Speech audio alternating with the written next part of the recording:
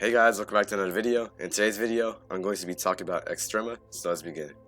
So let's start with the definition of extrema. Extrema, or extreme values, are the maximum or minimum values of a function on an interval. Other names for maximum/minimum include absolute minimum, absolute maximum, global minimum, and global maximum. So let's talk about the definition of maximum value. If f of c is greater than or equal to f of x in a continuous interval, then f of c is the maximum value of f of x on that interval. So let's say we have some function like this, and let's say this is our left endpoint and our right endpoint, and we have the function go like this, and let's say this is f of c. We can say that f of c is the maximum because its height is greater than everything else below it. Okay, so now let's talk about the minimum value definition. If f of c is less than or equal to f of x for all x in a continuous interval, then f of c is the minimum value of f of x on that interval.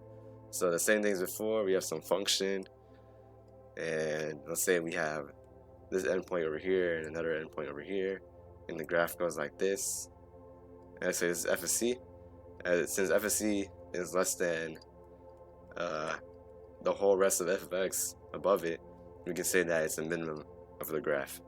So let's show this with this graph of x squared minus 5. So if we can look at the graph, we see that the point 0, -5 is the minimum of the function, and it could also be said that the point 0, -5 is the absolute minimum because it's the lowest point in the entire graph.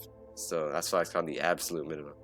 There exists no absolute maximum because the parabola increases without bound as x approaches positive and negative infinity.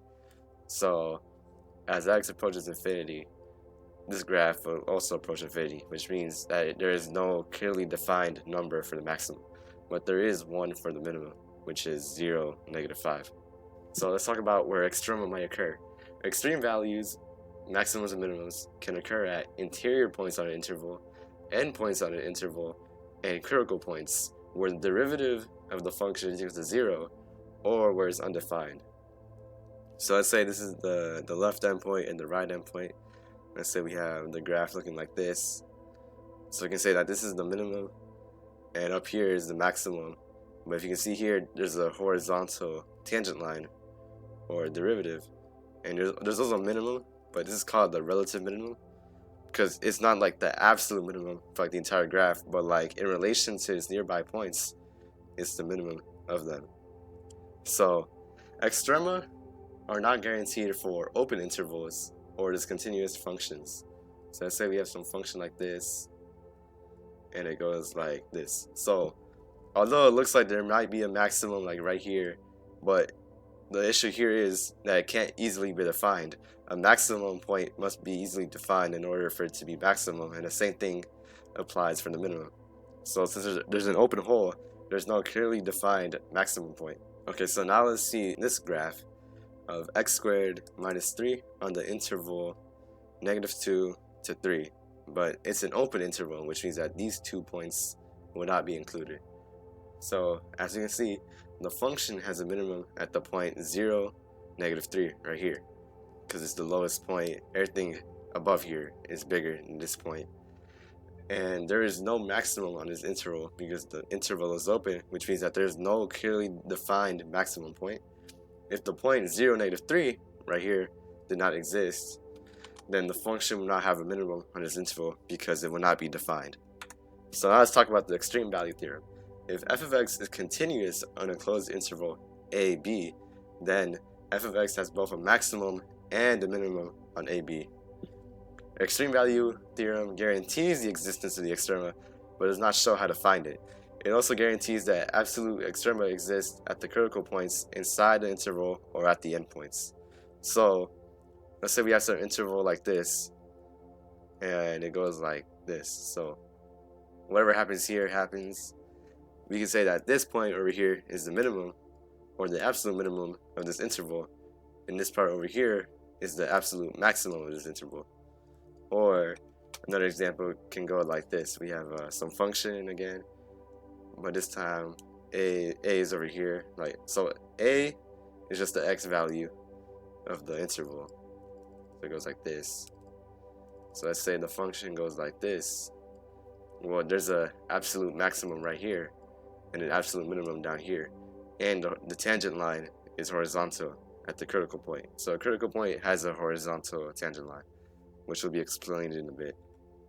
So let's show an example of this. So let's say f of x is equal to x from the interval 1 to 6. So by the theorem, the interval is guaranteed to have a maximum and minimum. So by looking at the graph, or by plugging in its endpoints, f of 1 is equal to 1, f of 6 is equal to 6. So as you can see here, this is the lowest value, and this is the highest value, which means that the minimum of the graph will be the point 1, 1, and the maximum of the graph will be the point 6, 6. So let's talk about relative extrema. A function might have more than one maximum or minimum within an interval. These are called relative or local extrema because they are only considered extreme within a local interval / set of points of the function and not across the entire domain. You can imagine this as like a mountain. So you have the graph from here to here, and it goes like this. So this point right here is a relative maximum, although it's not the absolute maximum, but in comparison to the other points nearby it, it's the greatest point or the maximum point within that interval. So we can call that a relative maximum. This can be imagined as the peak of a hill or as the bottom of a valley in comparison to the surrounding land, even if it's not the highest or lowest point on the entire domain. Let's talk about the definition of relative extrema. A relative maximum of f of x occurs at x equals c if within some open interval, so the interval has to be open, around c, the value f of c is greater than or equal to all nearby values of f of x on that interval. So let's say this is the open interval, and it goes like this. We can say that this point right here is a relative maximum of f of x on that interval. And the same thing can be said about relative minimum, only that it's less than or equal to all the nearby values of f of x around c. So let's say this is c right here, and we have the point, but the endpoints go like this. As you can see here, it's the lowest point in the interval, well, open interval, which means that it's a relative minimum of that interval. Okay, so now let's talk about this function. The function f of x is equal to x plus sine 2x has many relative maxima and minima, or the plural form of maximum and minimum, which can be analyzed with the various hills and valleys across this graph. Okay, so let's look at this point on the graph right here. So this point can be considered as a relative maximum because the surrounding points are lower than it, but this is not considered an absolute maximum because there's points that are higher than it. But relative maxima occur when its nearby values are less than the point that you're looking at. And the same thing can be said about the minimum values over here. So this is a relative minimum because everything around it is higher or bigger than it. Okay, so now let's talk about critical numbers. So the definition is let x be defined at c. X equals c is a critical number if the derivative of x at c is equal to 0, or the derivative of f of x at c does not exist, but f of c does exist. So let's say we have a graph like this, and we go like this. So this is c f of c. You can see that the tangent line at this point would be horizontal, which means that this is a critical point. So let's look at the note. The note says that extrema only occurs that critical numbers are endpoints, which is true here because there's a minimum and a maximum over here at the critical point. C must be in the domain of f of x for it to be a critical number, which means if you have like some graph like this, although it looks like a maximum point, it doesn't exist because it's not defined in f of x. C does not have to be in the domain of f prime of x. Critical numbers are in the form x equals c, while critical points are in the form c f of c. These points can also be called external points when they correspond to maximum or minimum. So let's say we have these two graphs over here. we can see right here that the derivative at 3 does not exist, but we can say that it's a critical number of f of x because critical numbers states that f prime of c does not exist while f of c does exist, which can be shown here.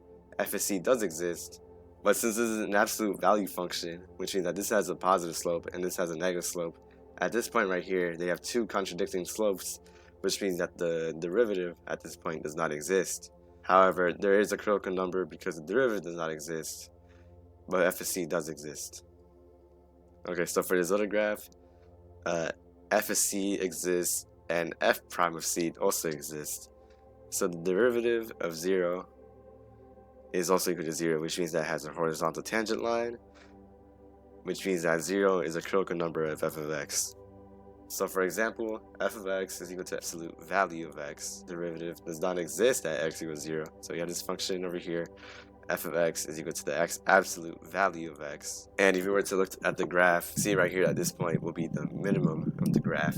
So the derivative of f of x does not exist at x equals 0 because there's two contradicting slopes at that point. But since 0 is part of the domain of f of x equals 0 is a critical number. So f of x has a critical number at x equals 0, which corresponds to the critical point 0, 0.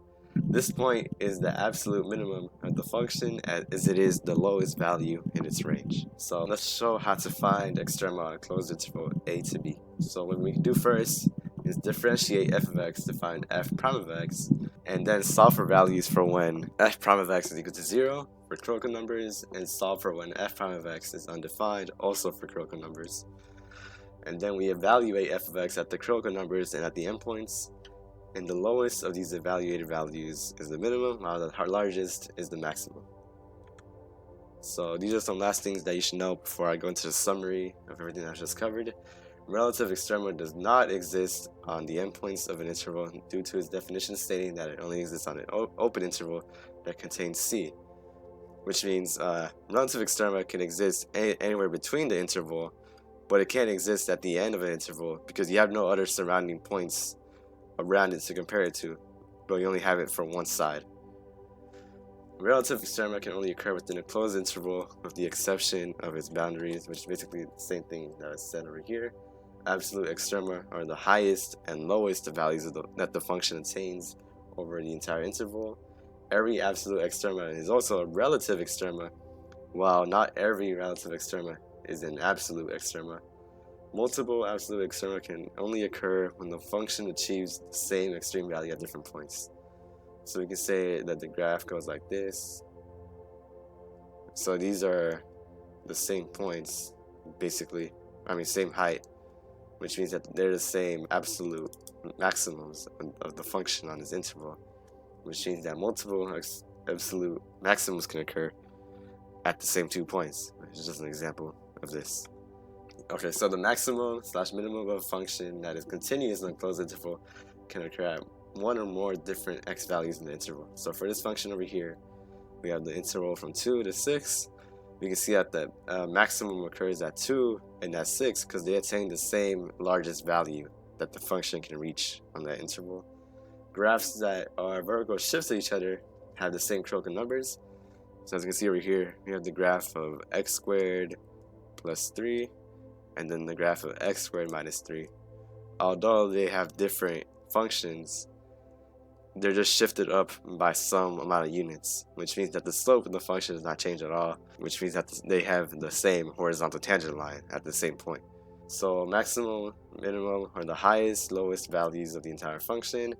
Relative maximum / minimum are the highest, lowest values of the function in its immediate neighborhood or like the points around it. A minimum / maximum must be clearly defined in order for it to be less than or greater than other values of f of x. Before we move on, we should analyze the graph first. So this graph has an absolute minimum at point A, a relative maximum at point B because it's bigger than its surrounding points, and C is a relative minimum, the same reason as B but for less than, and D is the absolute maximum of this interval because it's greater than all other points below it. So in summary, extrema are the maximum or minimum values of a function on an interval. Extreme values can occur at interior points of an interval endpoints of an interval, and critical points, which is basically the same thing as interior points.